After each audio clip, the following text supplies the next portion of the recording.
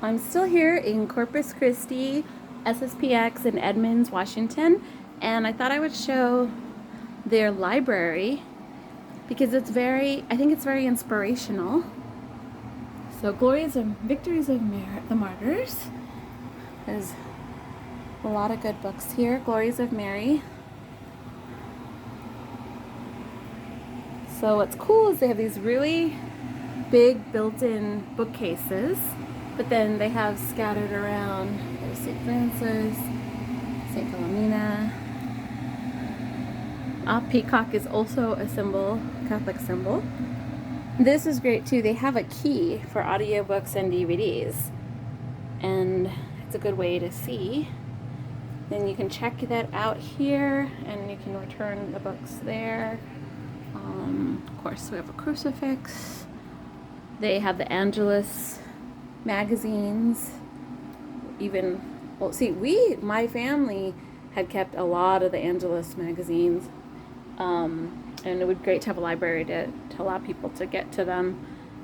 And full text of Quo Primum. If you are new to tradition, even if you're not new, if you've never seen Quo Primum, you should read it, because this says a lot about the rites and explains why we need to always have the Tridentine Latin Mass. When I first started coming to Tridentine Latin Mass in near 2020, like almost 22 years ago, the people in the Novus Ordo would say that we were excommunicated simply by going to the Latin Mass, because they said it was forbidden, and they didn't know what they were talking about because they never read the Council of the Church, like the Council of Trent. They never read those documents. Purgatory is a good one. Yeah, so this is great. Sometimes you don't know what books are out there, so you don't know what you want to read. Radio Replies, I heard, was supposed to be really good. One of my friends gave me the book. I never really looked at it too much, but recommended by some people. The book I'm looking for actually is The Horn of the Unicorn. I had that. I think I gave it to someone, and I never got it back, or I just lost it. Hopefully I didn't just lose it, but I do need to find The Horn of the Unicorn. If you want to see the juxtaposition of when the things that happen in Archbishop, there it is, The Horn of the Unicorn. Yeah, that's such a good book. Okay, so this juxtaposes the life of Archbishop Lefebvre with the what's happening in the church when the church was being destroyed, basically, and then to the point where Archbishop Lefebvre took a stand and preserved the Catholic Church, essentially. Mosaic of the Life of Archbishop Lefebvre. Gives me chills. This is a wonderful book. So glad they have it. If you haven't read it and you really, are concerned about the crisis in the church and trying to understand how one bishop stood up against the world becoming modernist, you'll really enjoy it.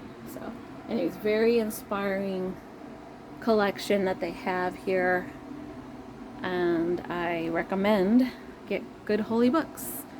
And I think is that St. Rita? I'm not sure. She doesn't have a thorn.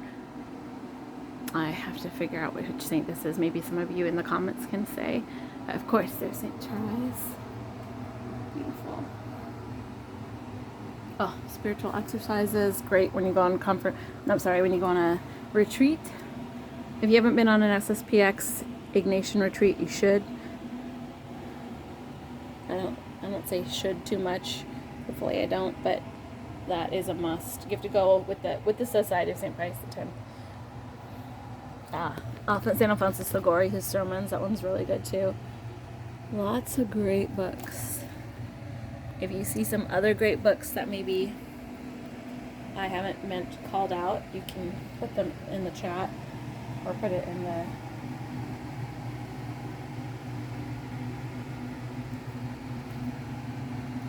the comments. Lots of good books.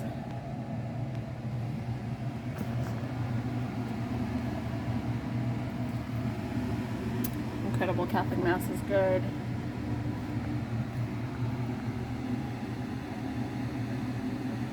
Book of Bells. That's kind of cool. And I think that's St. Teresa's family. Teresa's family.